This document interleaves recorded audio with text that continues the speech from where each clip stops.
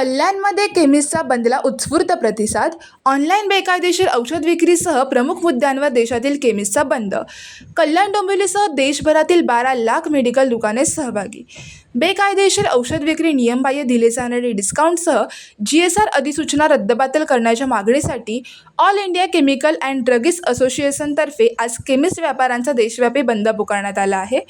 All India chemist and drugs असोसिएशनचे अध्यक्ष जगन्नाथ शिंदे यांच्या मार्गदर्शनाखाली या बंदमध्ये कल्याण डोंबिवलीतील सुमारे 1500 केमिस्टसह काश्मीरपासून ते कन्याकुमारीपर्यंतचे तब्बल 12.5 लाख केमिस्ट सहभागी झाले आहेत. कल्याणमधील केमिस्ट कार्यालयापासून तहसीलदार कार्यालयावर मूकमोर्चा काढण्यात आला आहे. यावेळी आपल्या मागण्यांचे निवेदन तहसीलदारांना देण्यात आले. या मोर्चात केमिस्ट अँड ड्रग्स संघटनेचे ठाणे जिल्हाध्यक्ष दिलीप देशमुख, संघटनेचे सचिव Suresh Bhat, chemist and drugs संघटनेचे ठाणे जिल्हा कोषाध्यक्ष गणेश शेळके, कल्याण केमिस्ट असोसिएशनचे अध्यक्ष सागर कुलकर्णी यांच्यासह अनेक पदाधिकारी उपस्थित होते. भारतभरामधले 12.5 लाख केमिस्ट आज अखिल भारतीय औषध विक्रेता संघटनेच्या आव्हानानंतर एक दिवसाचा लाक्षणिक बंद पाळतायत. त्याचं निवेदन द्यायला आम्ही तहसीलदार कार्यालयामध्ये आलो होतो.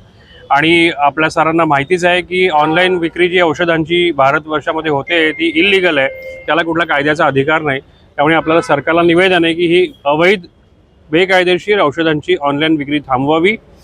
मेगा ह्यूज डिस्काउंट्सचं जे वॉर आहे त्याच्यामुळे कुठेतरी सबस्टँडर्ड औषधं घुसत आहेत, त्याला थांबवावं.